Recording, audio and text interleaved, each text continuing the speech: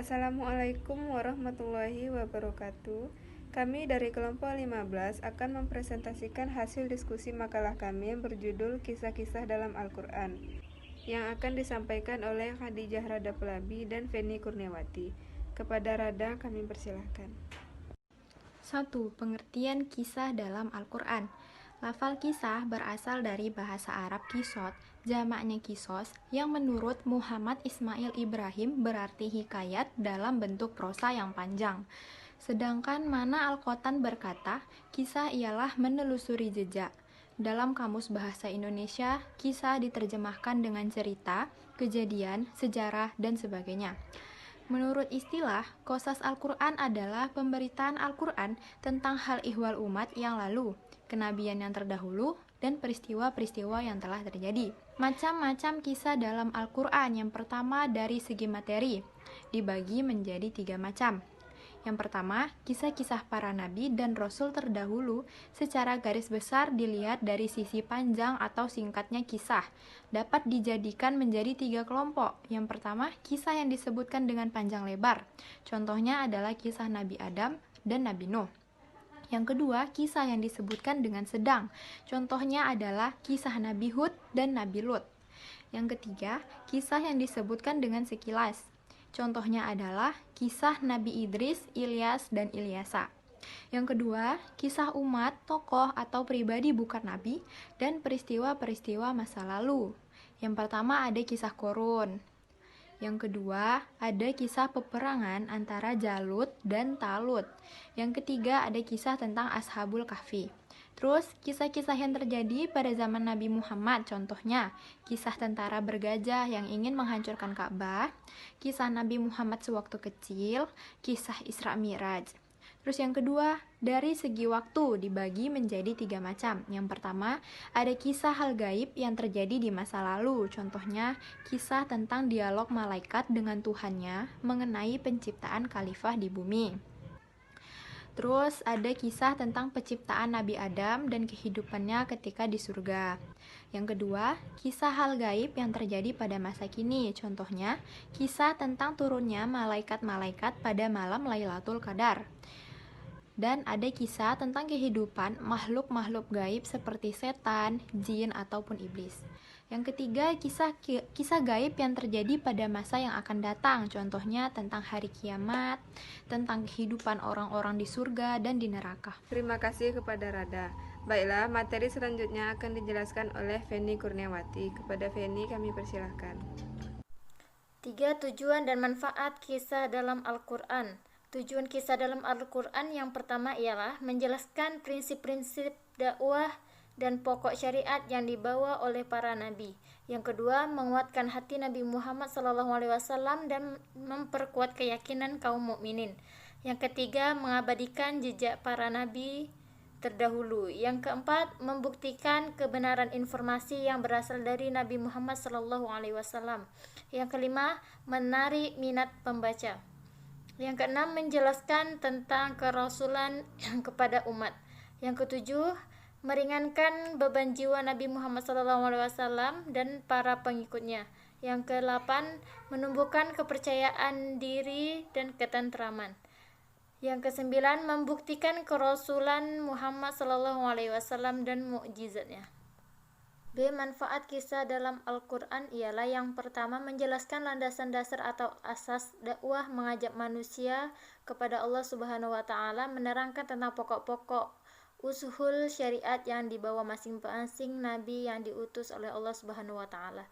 Yang kedua, meneguhkan hati Rasulullah dan hati umat beliau di atas ajaran Allah Subhanahu wa Ta'ala, mengokohkan kepercayaan kaum mukminin akan kemenangan al-haq dan tentaranya serta terhinanya kebatilan dan para pembelanya.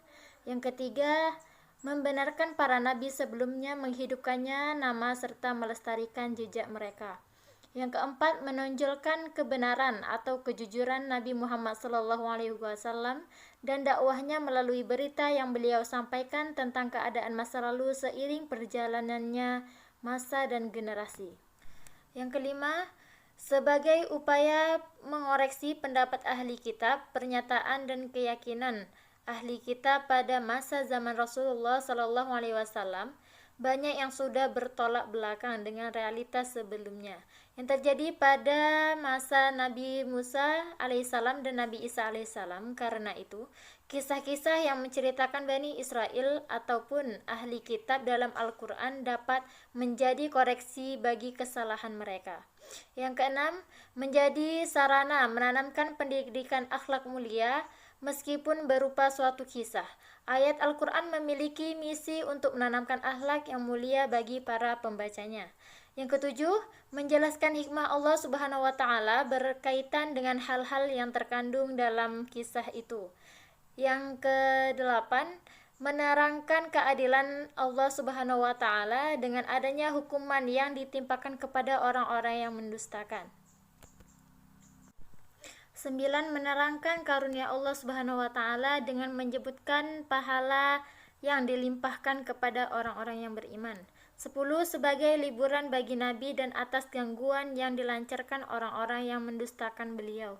11. Membangkitkan rasa antusias kaum mukminin terhadap keimanan dengan mendorong mereka agar teguh di atasnya serta mengingatkan ketika mengetahui keberhasilan orang-orang beriman terdahulu serta kemenangan mereka yang diperintah untuk berjihad. 12. Mentahdzir atau peringatan orang-orang kafir agar tidak terus-menerus tenggelam dalam kekafirannya. 13. Penjelasan tentang sunatullah pada makhluknya, baik secara individu maupun kelompok. Sunnah itu berlaku pada orang-orang terdahulu yang datang kemudian agar dijadikan pelajaran oleh orang-orang yang beriman. 14. Mengakui keberadaan risalah Nabi Muhammad SAW karena berita-berita tentang umat-umat sebelumnya tidak ada yang tahu kecuali Allah Subhanahu wa Ta'ala. Yang keempat, contoh kisah dalam Al-Quran. Yang pertama, Adam alaihissalam. Cerita singkatnya ialah manusia pertama di dunia, moyang dari seluruh umat manusia. Diciptakannya dari tanah oleh Allah Subhanahu wa Ta'ala dan kemudian ditiupkannya roh ke dalamnya.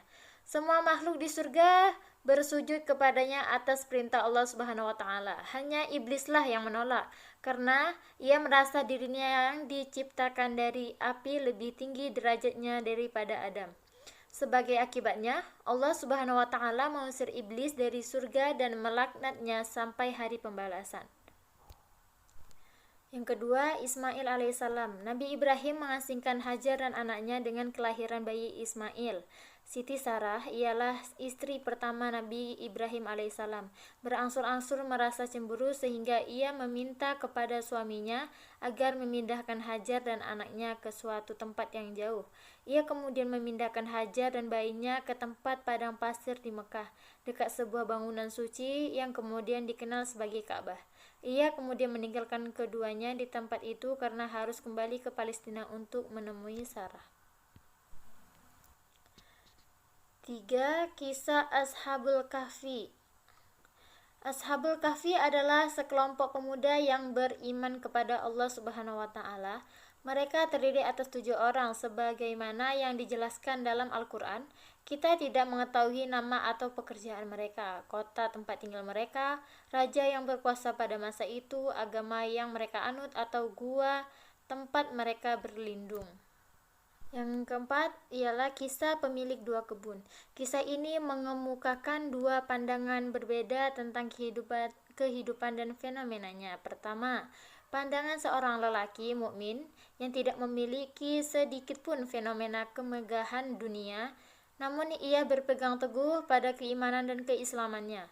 Yang kedua, pandangan seorang lelaki kafir yang diberikan 2 kebun yang indah oleh Allah Subhanahu wa Ta'ala dan tanaman yang luas, yaitu kebun anggur dan kurma 15 yang ditanam di antara pepohonan.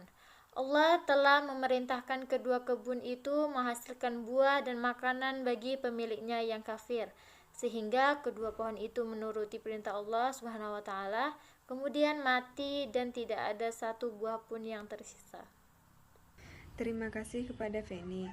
Baiklah, dari penjelasan yang sudah disampaikan oleh pemateri tadi, dapat kita simpulkan bahwa macam-macam kisah dalam Al-Quran mencakup 3 hal, yaitu mengenai kisah-kisah Nabi, kisah-kisah Al-Quran yang bersangkutan dengan peristiwa, dan kisah-kisah yang bersangkutan dengan kejadian-kejadian di masa Rasulullah. Tujuan kisah dalam Al-Quran ada 9. Salah satunya adalah untuk menjelaskan prinsip-prinsip dakwah dan pokok syariat yang dibawa oleh para nabi. Baiklah, mungkin sekian presentasi makalah yang dapat kami sampaikan. Bila ada kekurangan mohon dimaafkan. Wabillahi taufik wal hidayah. Wassalamualaikum warahmatullahi wabarakatuh.